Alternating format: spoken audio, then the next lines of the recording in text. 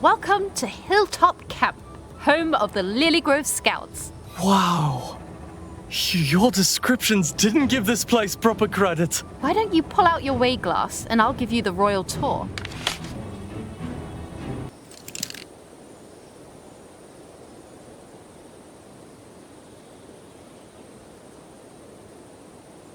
Those tents are where the captains sleep. Since they're in charge of keeping the night fires and beacons roaring, they've pitched their stakes by the firewood store. Coyle snores like a badger lord, though. I don't know how Robert gets even a wink of sleep.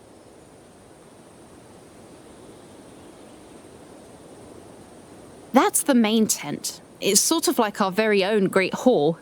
We use it mostly for hosting guests from neighbouring scout groups. We even have little shoe-sized chairs for when members of the Gaussum come to visit.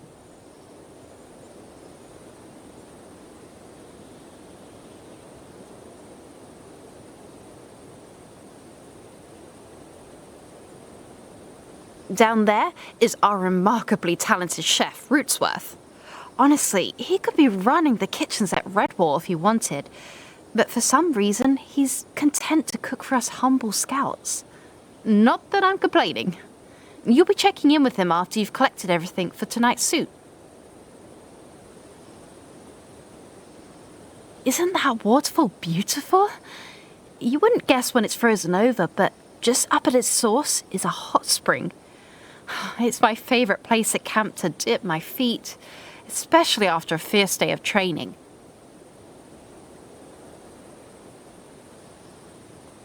Those are the Scouts' overnight tents. We don't always stay in them, but they are surprisingly cosy when we do. That there is the Lakeside Watchtower. It gives you a great view of the camp, but not much else. The actual night watch I've mentioned is at the lookout, but that's, closed for construction tonight. Yeah, so, don't go investigating or anything. Well, that concludes our tour of Hilltop Camp. Oh, and if you ever come across an odd pile of flat stones, just take a gander through your way glass. There may be something interesting to see you wouldn't have otherwise noticed. Now, Liam, you've got a soup to cook. Here, Rootsworth gave me this recipe for you to follow. First, you'll need to collect 3 beets from the garden. Beets, not radishes. Your sniffer can tell you the difference. Second, you'll need a cob of corn, a potato, and an onion, all which you'll find over at the obstacle course. And lastly, a wheel of cheese. Apparently, Freeby's got it over by his tent. Ah, Freyby. Always with his cheese. Part of initiation night is making the newest scout run around on a wild goose chase.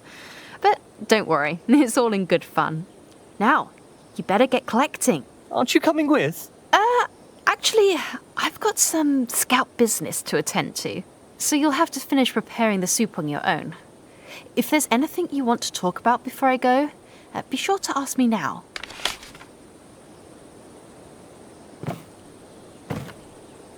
Before you go, Soph. What's on your mind?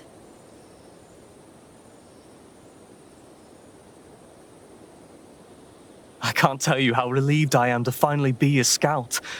I can't imagine you were nervous during your trials. My stomach felt like a brick. Oh, I was certainly nervous as well. My paws couldn't stop shaking. Tessa said she didn't notice, but I think she was just being nice. I've got to say, I've been looking forward to our feast tonight all week. Though, I sort of wish it wasn't just for the scouts. It would be nice to have Mom and Pop and all my brothers and sisters there too. Oh, wouldn't it? Well, next time we see your family, I'm sure they'll throw you a feast themselves. They're always so proud of you. I know. It's a little much sometimes, actually.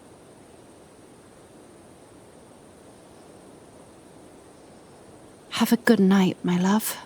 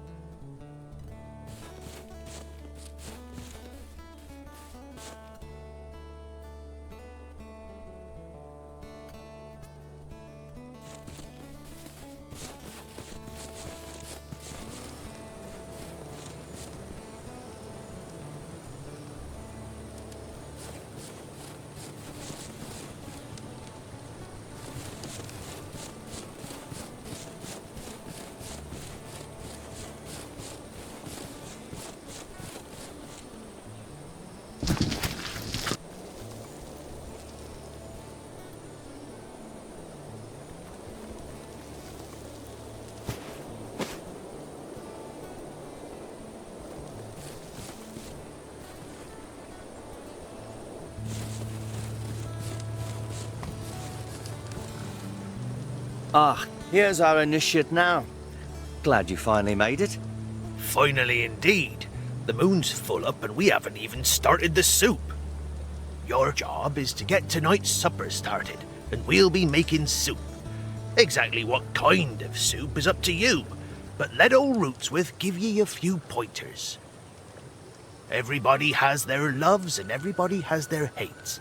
'Tain't no way, no how to make everybody happy. But a smart chef can usually keep everybody fed. Go do your scrounging and come back here to see how to turn cold water into a hearty broth that'll make a badger lord weep. I trust your betrothed left you the list of ingredients. Well, go on then. They won't gather themselves. Aye, aye, Captain.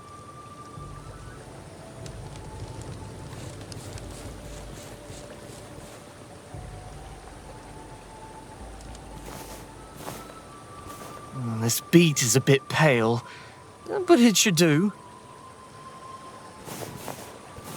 This beet is a bit pale, but it should do.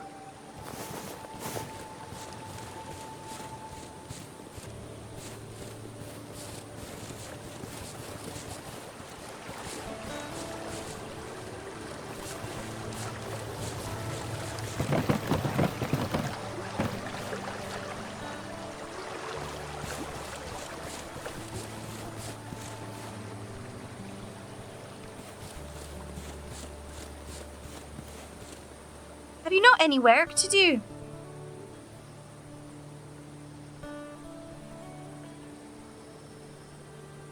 Could you use some help?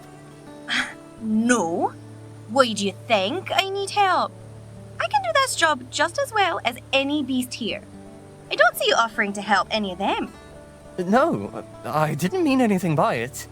Of course not. And I'm sorry for nipping. Oh, a sharp tongue. You? Never.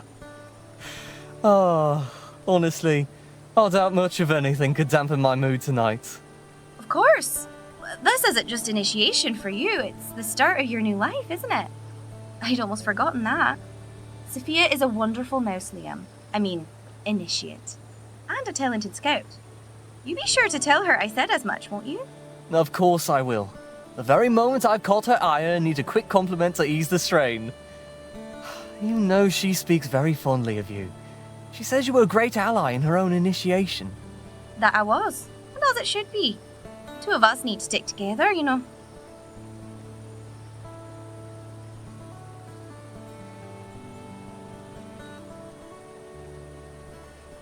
You've got cooking duty tonight.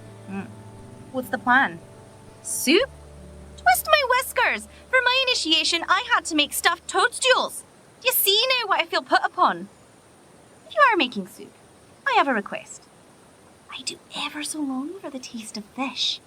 Roasted tomatoes, grilled squash, cold meadow cream, they're all wondrous to be sure, but I long for something more hearty, something that carries all those other things, like a mum carries her wee dibbin. I see. What, was that too much? No, not at all. I've just never heard someone compare their food to a baby. That's all. When you put it that way, it was too much. Our little secret.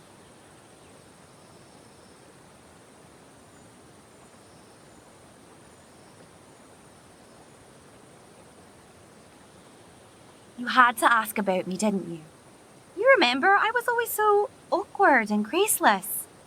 Growing up near mice like your Sophia and Foxglove always put the jiggles in my stomach. That's why me and Cloverdown stuck to fishing. The logic of line and tackle is simple. It never changes, and there's no guessing if the day was for winning or losing. Raby? Well, I wouldn't know the first thing about him. Why do you ask?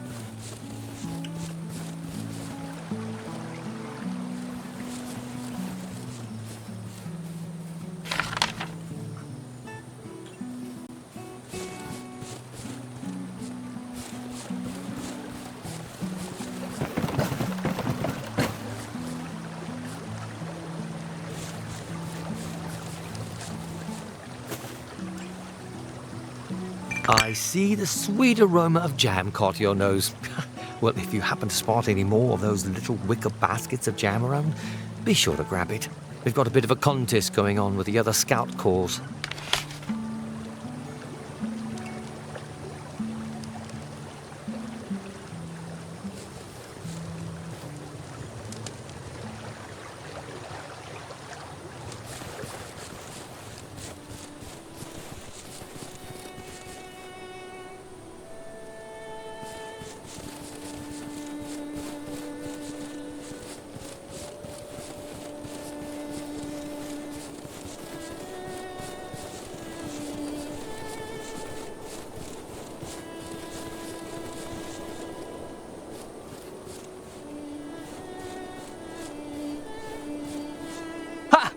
got it. That wasn't so hard. Now then, what's left?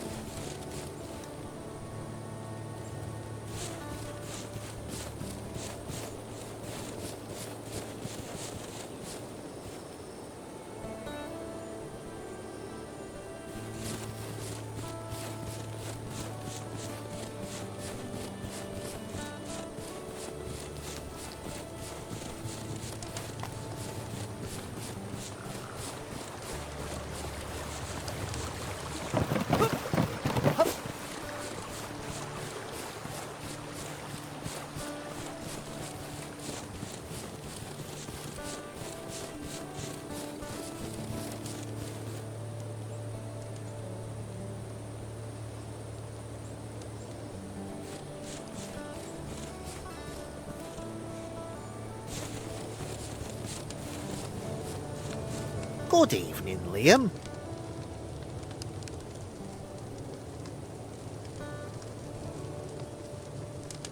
If you're making soup, I hope you had a little rosemary for me. I just love rosemary. Fraby always says you have a nose to rival any mole. Any tips for my own sniffer? Fraby is wrong about my nose. Moles have the best sense of smell by an easy league. I guess he is prone to exaggeration. Still, you're a weathered scout. Notice how scent moves with the wind over and around obstacles like stones and walls. Scent is never a straight line to its source. Wind and the world change its path. Things like flags and smoke are dead giveaways that the wind is active. If you really concentrate all of your senses, there's a lot you can learn. You can sense much more, sense farther, and with more clarity. It's almost as if you can see right through the walls. If you find yourself in a tight spot, always use your nose, and who knows what you'll learn.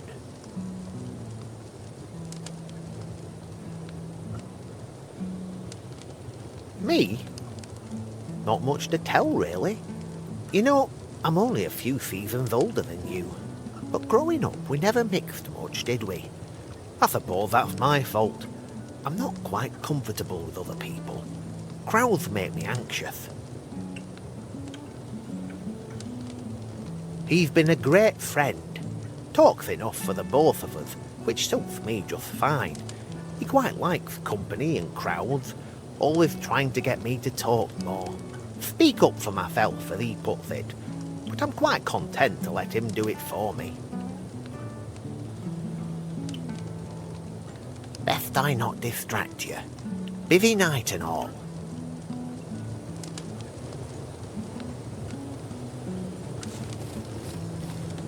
I see what you're looking at, and since it's a special night for you, I'll forgive the offence. Pardon me? No, you don't. You don't get to play dumb. But it is all right. This once. I've been short my whole life, but I'm quite accustomed to the secret looks, the hidden snickers. Oh, I've endured them all. But I won't accept that kind of treatment from another scout. We respect one another round here. It's part of the scout code, so I expect you to abide.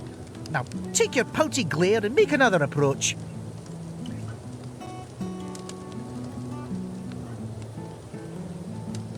Tell me something, and be honest now. Do you think I talk too much?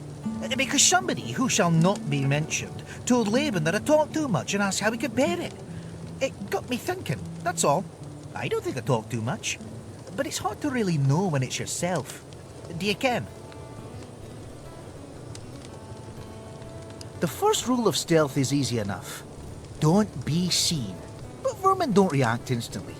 Keep a weather eye on your enemies, and you'll get a sense of their awareness of you. The closer you are, the faster they react. But you'll always have a moment or two to recover stealth, in case you're caught by surprise. The second rule of stealth is like the first. Don't be heard. When you're sneaking, you're almost silent. When you're on a scurry, you can be heard a long way off. And of course the ground you tread upon makes a mighty difference as well. Silence and slowness are kissing cousins. Like being glimpsed out of the corner of their little beady eyes, a single noise won't alert a rat immediately. You'll have a precious moment to recover, if you stay perfectly still and let the moment pass. If you make a mistake, freeze and watch your enemy closely in the hopes they go back to ignoring you. Did you know that when a rat hears a suspicious noise, it'll start moving towards its source? So, a wee thing like ourselves can use sound and decoys to our advantage. It'll get you thinking it will. Imagine the possibilities.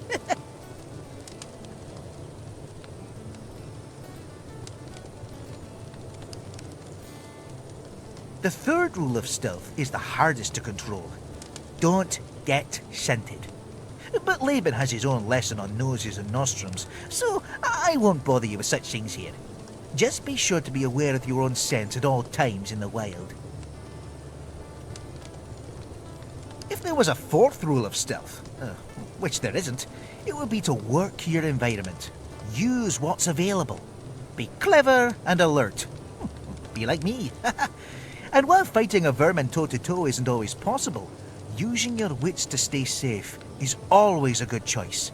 Use cover to your benefit at every possible turn. You can see out, but they can't see in.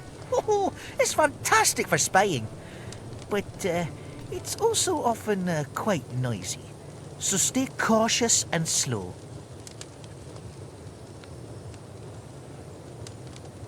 Laban likes rosemary in just about anything. Even just a nibble on a stem when he's walking about. Come to think of it, there used to be a healthy bush of the stuff near the hot spring. But he can't stand cabbage. Don't even think about that fermented stuff. The big mouse will practically run screaming at even a whiff of it.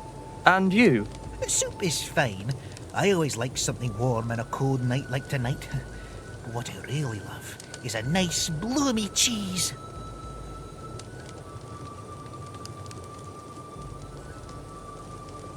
The thing about Laban is that he speaks without words. You just need to understand his language. For that matter, most everybody will tell you more truth from what they do than what they say. And with Laban, since he doesn't speak much anyway, it's easier to get the message. Do you ken? So, as an example, if Laban does something for you, maybe he does one of your chores or cleans up a mess, that's how the great big dandelion says he's fond of you.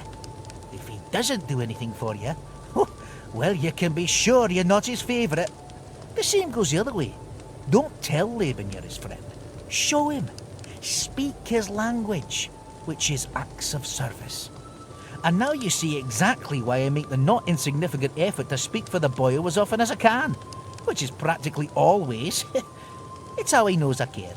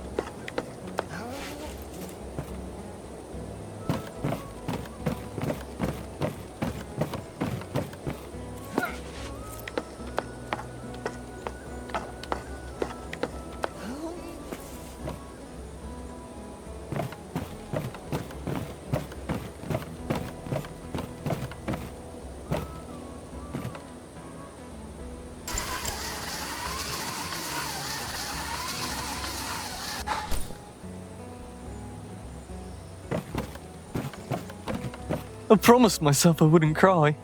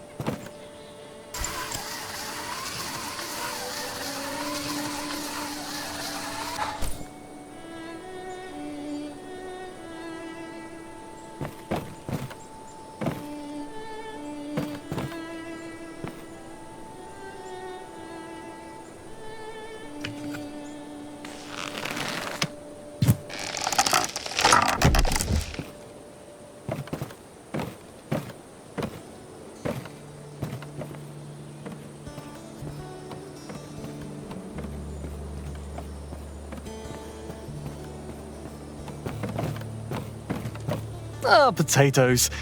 Boil them, mash them, stick them in a soup.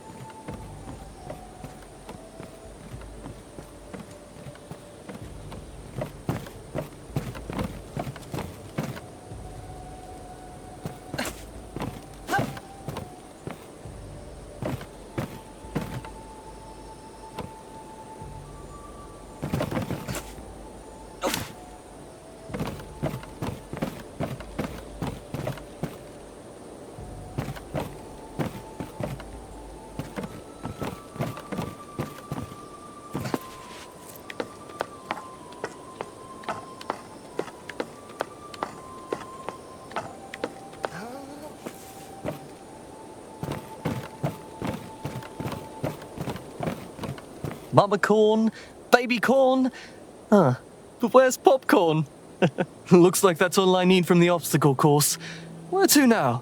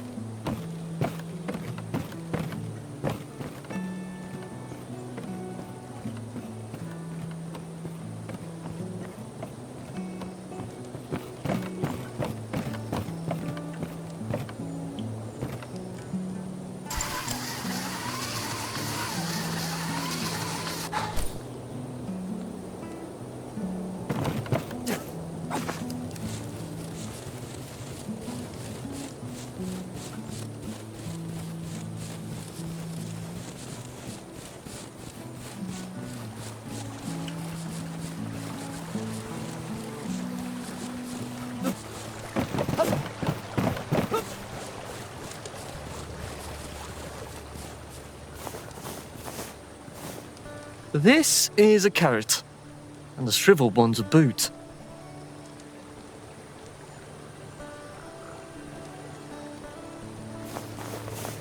A juicy red beet, fresh from the garden. That's all I needed from the garden. Let's see, what's next? Yes, I've got everything. I better go check in with Rootsworth. I'm positively famished.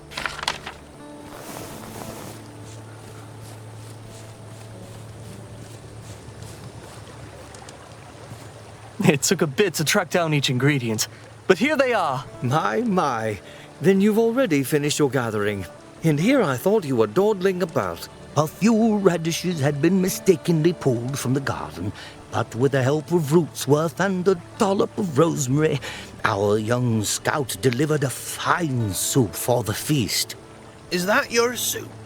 You can still mix it up a bit more right now, but once the lid goes on top, you'll be done, and live or die with the consequences. Yes, I think that's it. What do you think? I think any meal is better than an empty stomach, and that no mouse is a master overnight. You gave it your best, and that's the point. Ah, would you smell that? Simply scrumptious. Though you must be finished with your errands for this evening. Feel free to explore and socialize to your heart's content. When you're quite ready, ring the dinner bell, and we'll begin the festivities. As Liam walked away from the cauldron, he found himself thinking of the way.